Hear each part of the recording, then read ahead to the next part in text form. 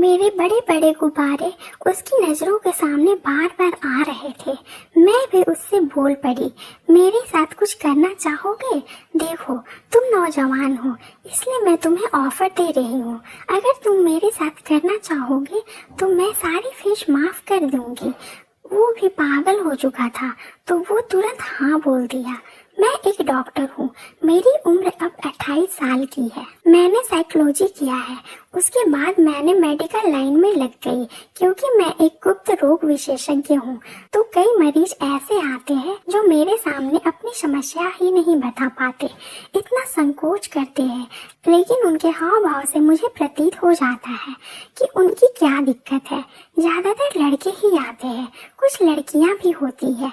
मैंने अभी तक शादी नहीं की है तो मुझे उन मरीजों को देखने में काफी मजा आता है। मैं अपने छोटे से एक क्लिनिक पर डॉक्टर की ड्रेस में रहती हूँ और मेरी सफेद जैकेट मेरे घुटने के काफी ऊपर तक ही होता है, इसलिए मैं थोड़ा ज्यादा सुंदर लगती हूँ।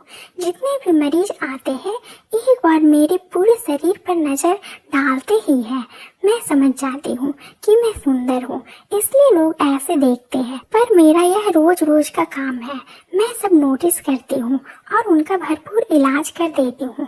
पिछले कई महीनों से मैं नोटिस कर रही हूँ कि कुछ ऐसे नौजवान लड़के आ रहे हैं जो अपनी समस्या से ग्रस्त है, जैसे उनका जल्दी से हो जाना, बीवी या गर्लफ्रेंड को संतुष्ट ना कर पाना, यही सारी दिक्कतें होती है।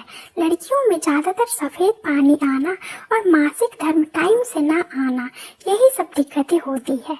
आज सुबह सुबह मैं जैसे क्लिनिक पर आई तो मैंने किसी का फोन उठाकर बात करने लगी। अचानक एक हट्टा कट्टा नौजवान मेरी क्लिनिक के सामने पहले से ही बैठा हुआ था।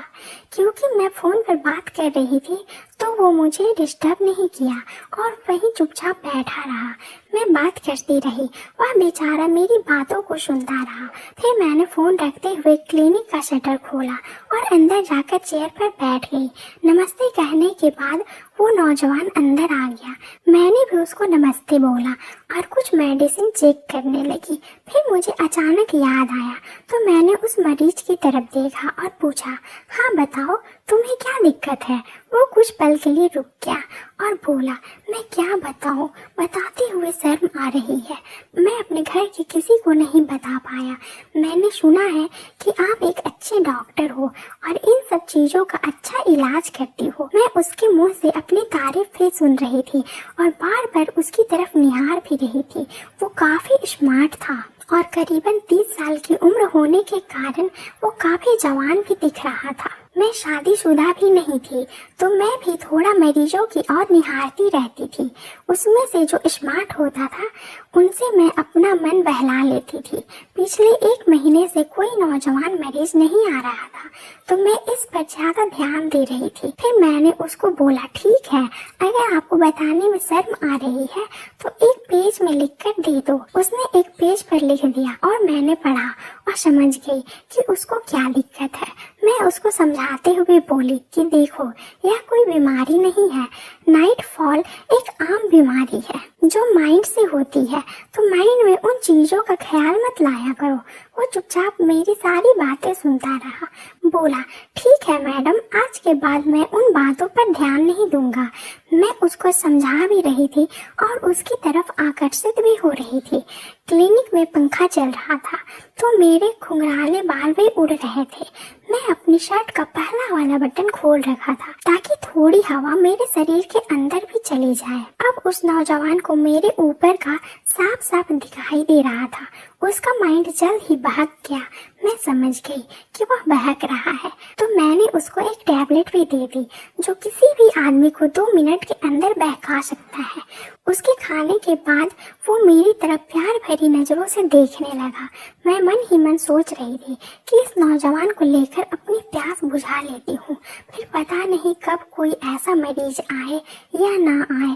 शारीरिक रूप से एकदम फिट था, उसकी कोई बीमारी ज्यादा नहीं थी। मैंने उसको अंदर जाकर लेटने को बोला और खुद आईने में एक पल खुद को देखने लगी और फिर मुड़कर उस नौजवान के पास चली गई। अंदर मैंने देखा वो नौजवान एकदम उत्तेजित था।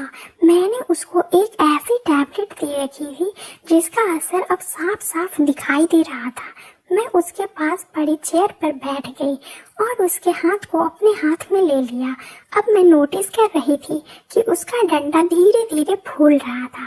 शायद मैं भी यही चाहती थी कि वो स्थिति में आ जाए कि मुझे संतुष्ट कर दे। फिर मेरे दिमाग की घंटी बजी और मैंने उसे इंजेक्शन लगाने का बहाना बनाया। अब वो सिर्फ निक्कर में था और उसका वो एकदम सिग्नल की तरह उठा हुआ था। उसे देखकर मेरे मन में उसे पाने की बेचैनी होने लगी थी। मैं खुद को कंट्रोल कर रही थी, लेकिन मैं जल्द से जल्द उसके साथ सोने के लिए तैयार थी। उसको रियल में लग रहा था कि मैं उसको इंजेक्शन लगाऊंगी, लेकिन मैं भी झूठ मूठ का एक इंजेक्शन लेकर उसमें थोड़ी सी दवा भरी और एक साइड में रखी टेबल पर रख दिया। फिर अपने शर्ट का दूसरा बटन भी खोल दिया था ताकि वो और ज्यादा तड़प उठे। वो मेरी तरफ ऐसे घूर रहा था जैसे कोई भूखा रोटी की तरफ घूरता है। मेरे बड़े बड़े गुब्बारे उसकी नजरों के सामने बार बार आ रहे थे। मैं भी उससे बोल पड़ी, मेरे साथ कुछ करना चाहोगे? देखो, तुम एक नौजवान हो, इसलिए मैं तुम्हें यह ऑफर दे रही हूँ। अगर तुम मेरे साथ करना चाहोगे तो मैं सारी फिश माफ कर दूंगी। वो वैसे भी पागल हो चुका था, तो वो तुरंत हाँ बोल दिया और मैं उसको बेंच पर से उठने को बोली, साइड में जमीन पर बैठने को बोल दी। लेकिन मैं जानती थी बेंच पर यह सब नहीं हो पाएगा। उसको यह सब बोलने के बाद मैं भी जमीन पर बैठ गई। मेरे जमीन पर बैठते ही उसको मेरी उसकी दर्शन हो गई। अब उसकी नजरें वहीं पर दौड़ रही थी। उसका डंडा तो जैसे एकदम आसमान में उड़ रहा था। उसको आंखों से इशारा किया तो वो आगे आकर बैठ गया और मैं वहीं दीवार के सहारे लेट गई। मैं खुद ज्यादा मेहनत नहीं करना चाहती थी, इसलिए मैंने उसको अपने ऊपर आने को बोला। वो तुरंत मेरे ऊपर आ गया और साइकिल चलाने लगा। अजीब स्टेमिना था उसमें।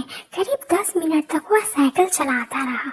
उसके बाद वह साइड में हटा तो मैंने उसको पानी दिया और उसको बाहर जाने के लिए बोली और खुद वापस जाकर चेयर पर बैठ गई। मैंने उसकी तरफ निगाह डाली तो वो काफी तरोताजा महसूस कर रहा था।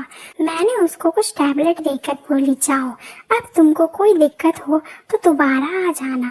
उसके जाते ही मैं थोड़ा मुस्कुराई, क्योंकि ऐसा पेशेंट बहुत कम आते हैं जो इलाज करवाने तो आते हैं और मैं उनसे अपना इलाज करवा लेती हूँ।